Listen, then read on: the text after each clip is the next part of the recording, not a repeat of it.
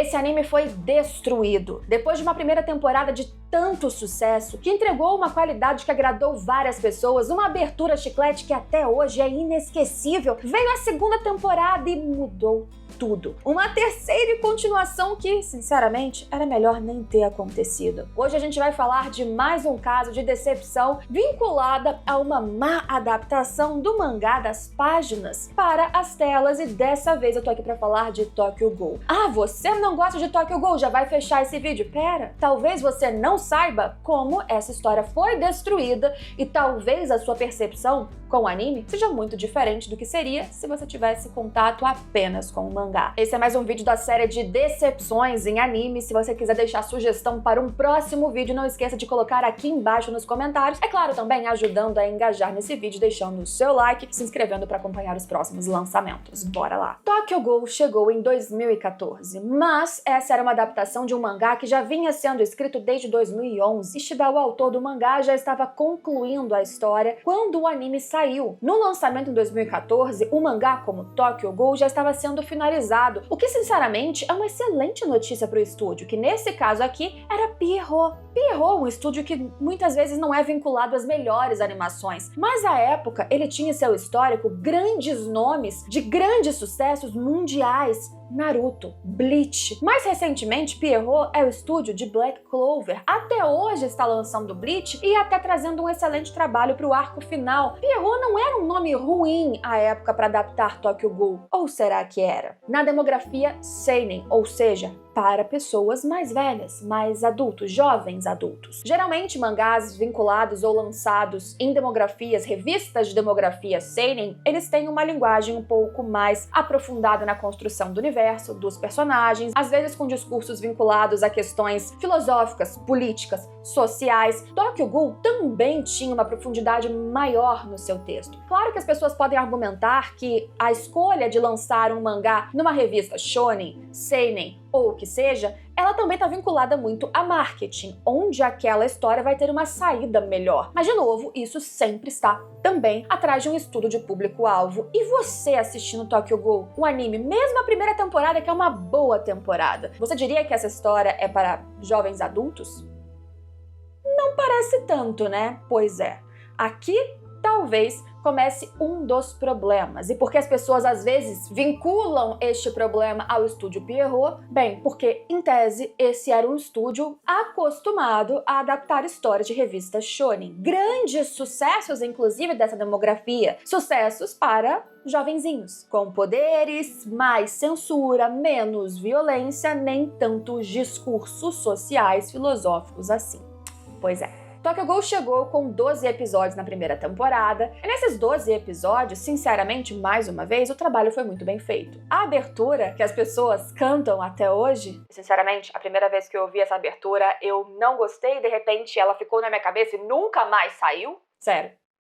Hoje eu gosto dela bastante. Mesmo com várias censuras, ou seja, cenas que no mangá eram ou são muito mais grotescas, viscerais, explícitas, ainda assim, o anime de Tokyo Ghoul, com seus 12 episódios de estreia, trouxe uma mudança de perspectiva. Era um anime que jovens abraçavam, gostavam, mas tinha um protagonista mais perturbado. Um jovem que acabou virando um meio ghoul, que foi torturado, que teve o cabelo mudado numa síndrome de tanto sofrimento que ele sofreu, e toda a biologia dos ghouls, Kakuja, Kakuhou, células RC, tantos nomes novos, um universo que parecia bem construído, animação muito bem feita, personagens carismáticos, marcantes, esteticamente interessantes. Todo o conjunto era perfeito para uma temporada consolidada em nem tantos episódios, que chamou a atenção, fez sucesso e pronto, o nome de Tokyo Ghoul estava feito. De novo, há quem reclame desde a primeira temporada de alguns fatos que foram modificados ou suprimidos, não ditos, de linguagens e desenvolvimentos de personagens que pareceram simplórios demais, mas aí a gente entra na zona de adaptação. Como produto isolado, a primeira temporada era boa. E aí, quando que Tokyo Ghoul então desandou? Lembra que eu falei que a temporada começou com o mangá sendo finalizado? Então, quando chegou, anos depois, a segunda temporada, você imagina que ele já tinha o material todo completo para fazer a coisa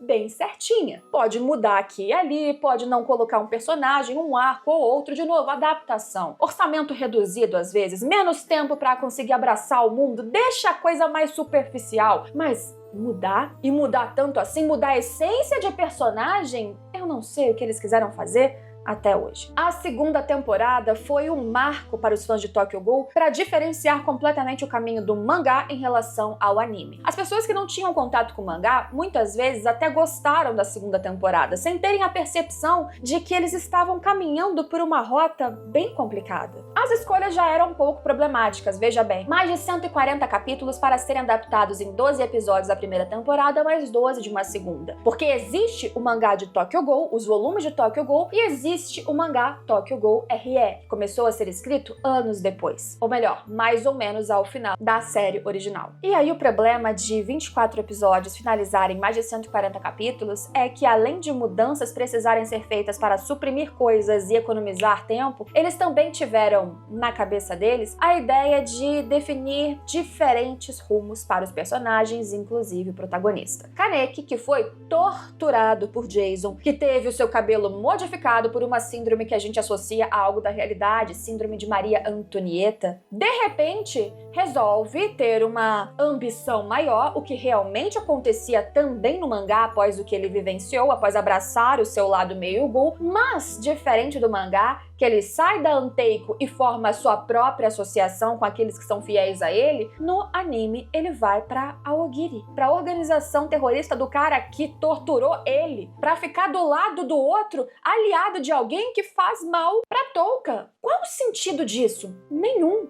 Por que eles fizeram isso? Porque isso muda a essência do personagem. Isso faz com que ele tenha enlouquecido a tal ponto de ir contra ele mesmo. Ele já estaria indo contra a sua essência, em parte, ao abandonar antigos aliados e querer criar algo do zero para ele, também por um ego nascente, por uma percepção de que ele era maior que os outros, por várias questões que já eram uma deturpação de quem ele foi no passado, mas não tanto quanto se juntar à organização que ele tanto abominava, de seres que ele tanto abominava, que fizeram mal para ele e para quem ele amava. Isso nunca fez sentido. E não tô nem dizendo, por exemplo, para as pessoas mais puristas, mesmo na transformação do cabelo do Kaneki, que durante a sua tortura no mangá, esses fios foram surgindo aos poucos, uma coisa inclusive mais realista. Os fios foram crescendo ao longo de um tempo de tortura até a totalidade. Mas não tem problema, porque a mudança que o anime trouxe, dele abraçar o seu lado ghoul e ele ter a transformação do cabelo do nada, visualmente, esteticamente, impacto pra tela, foi muito incrível. Então, de forma artística, funcionou. As mudanças não são necessariamente ruins. Se elas trazem na tela um impacto que funciona com o público, beleza. A questão na segunda temporada não é só que eles dissociaram em essência do protagonista de outros personagens. O problema é que eles foram se afastando do material original e quando eles resolveram continuar essa história em 2018 com o mangá de Tokyo Ghoul RE, que é a continuação direta deste universo, o mangá de Tokyo Ghoul RE começou a ser escrito em 2014, logo após o fim do anterior. Aí, eles tiveram que arrumar um monte de problema que eles mesmos criaram. Por exemplo, no final da história, a gente vê um momento em que o Hide descobre que o seu amigo, Kaneki, ele era um ghoul, e no mangá o que acontece é uma tela preta. Kaneki depois acorda sem o seu amigo, um sangue doce nas suas mãos e uma percepção de que talvez ou provavelmente ele tenha ingerido o seu próprio amigo. Então, uma culpa, uma saudade, uma nostalgia e uma tortura de saber que talvez ou provavelmente ele foi o responsável pela morte de alguém que ele tanto valorizava. E aí o seu amigo some. No anime o que acontece é que o Hide realmente falece, porque ele estava lutando e ele tem uma ferida, uma hemorragia, ele morre daquilo, não há dúvida sobre o que aconteceu com ele. Então você caminha para Tokyo Ghoul RE e pontas como essa e várias outras, elas são deixadas de uma maneira outra na adaptação do estúdio Pierrot, com o fim da segunda temporada, e quando eles iniciam a adaptação de Tokyo Ghoul RE em 2018, anos depois, eles começam de maneira fiel. Mais de 170 capítulos para serem adaptados em Tokyo Ghoul RE, com apenas, de novo, 24 episódios. Se a primeira história de Tokyo Ghoul já foi tão acelerada, sua continuação foi mais ainda, com o adendo de que Era uma história que eles quiseram trazer uma continuidade fiel às páginas do mangá dessa vez, tendo deixado buracos de mudanças absurdas no final da outra adaptação, da segunda temporada principalmente. E aí como é que faz? Não faz. Porque eles não tentaram corrigir. Eu sei porque eu fiz acompanhamento de Tokyo Ghoul RE neste YouTube, neste canal, lá em 2018, e o que eu tinha que fazer era exatamente, gente, a segunda temporada fez isso, isso e isso, mas na verdade era assim. E o que eles querem dizer nesse episódio de Tokyo Ghoul RE é isso, isso e isso. Era uma trabalheira pra mim, pros fãs, pra todo mundo que tava tentando entender, e uma adaptação do Pierrot que sinceramente parecia que eles estavam só fazendo porque tinha que fazer, porque não teve um mínimo esforço de tentar corrigir ou demonstrar ou trazer continuidade pra essa obra como um todo. As pessoas que já tinham acompanhado Tokyo Ghoul lá atrás e tinham desanimado porque teve um tempo entre primeira e segunda temporada com Tokyo Ghoul RE, ou simplesmente as pessoas que quiseram continuar porque gostavam, de repente se viram tão perdidas que como que eles iam continuar? Como que eles conseguiam gostar daquela nova obra se parecia uma grande confusão salada de acontecimentos? E olha que as pessoas já reclamavam disso sobre Tokyo Ghoul RE, porque parece que mangaka Ishida ele já tinha vontade de finalizar aquela história e uma pressa que fez com que diversos momentos de construção de narrativa já ficassem acelerados demais nas páginas. Você imagina essa aceleração sendo mais acelerada ainda, incluindo mais de 170 capítulos dentro de 24 episódios de anime. Mais do que isso, Tokyo Ghoul RE começa com Kaneki não se chamando de Kaneki. Ele se autodenomina Raizi Sasaki e faz parte de um grupo de Quinks.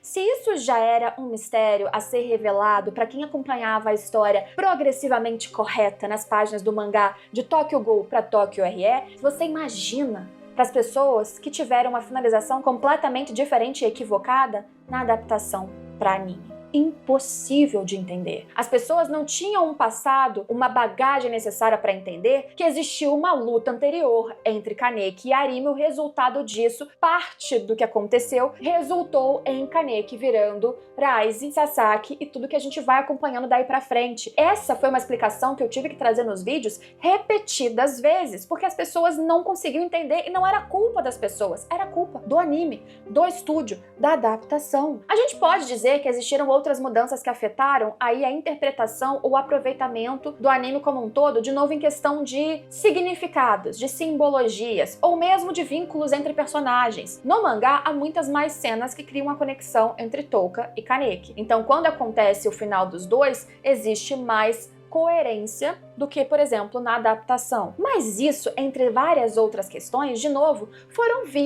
consequências de uma adaptação corrida demais. Arisi tinha um papel muito mais importante do que apenas a sua introdução e transformação de Kaneki em Ghoul lá na primeira temporada. Ela era no anime apenas associada a delírios, questões psicológicas e traumas do próprio Kaneki, o que por si só não é ruim, acontece, tá tudo certo até aqui. Porém, ela tá viva, e ela estar viva é uma informação relevante porque ela é uma chave, uma utilização ainda feita, uma tortura para ela, torturada, podemos dizer, utilizada até o final, pelo Dr. Kano, que no seu laboratório fazia com que ela fosse, de novo, a origem de outros Ghouls como Kaneki. E o destino do Hide, do amigo do protagonista, por que isso é importante? Até na adaptação de Tokyo Ghoul RE, ele surge todo cagado, remendado como o espantalho, e você fala, peraí, como é que ele surgiu? Ele não tinha morrido com certeza no final da segunda temporada? Não sabíamos. Pois é, não morreu. O que ainda cria um problema porque ele foi atacado pelo melhor amigo.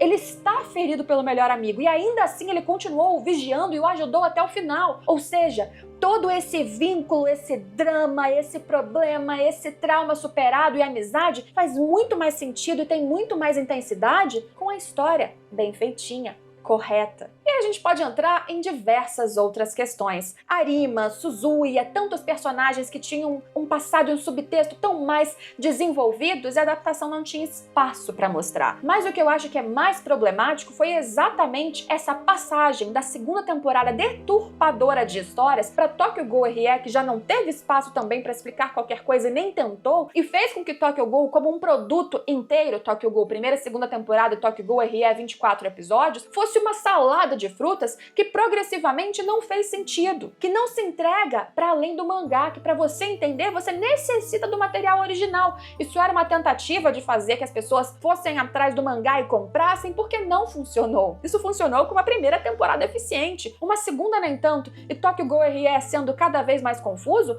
não ajudou na percepção do público, não ajudou na fama da história, tampouco, provavelmente, na venda dos mangás, que poderia ter sido, com uma boa adaptação, aí sim, bem interessante e lucrativo. É uma pena, porque realmente Tokyo Ghoul RE, para além de mudanças, tem muito mais bagagem, discussão, construção e motivos, inclusive, em linhas para que ele seja delimitado como uma história em revistas para mais velhos do que realmente você consegue perceber no mangá. Sim, há muita mais violência nas páginas, mas não é apenas por isso. É uma história que, principalmente quando a gente vai chegando pro final dela e até em Tokyo Ghoul RE, você percebe como há um trabalho de desenvolver aquele universo para além de serizinhos se atacando e até mesmo nessa divisão de ghouls e humanos, quem merece viver ou sobreviver nessa sociedade, quem está certo ou errado. Porque esse paralelo, essa discussão, existe desde sempre, a gente sabe, Tokyo Ghoul é um dos pilares desse tipo de questão, mas a gente vê em Parasite, Aijin e tantas outras histórias. O que diferencia Tokyo Ghoul é uma construção eficiente de universo de personagens com tanta pluralidade entre eles, inclusive, seja no grupo de humanos ou de ghouls que têm associações diferentes entre si. E infelizmente no anime, não só eles não tinham espaço para fazer isso, como mudaram o que puderam e ainda deixaram mais confusa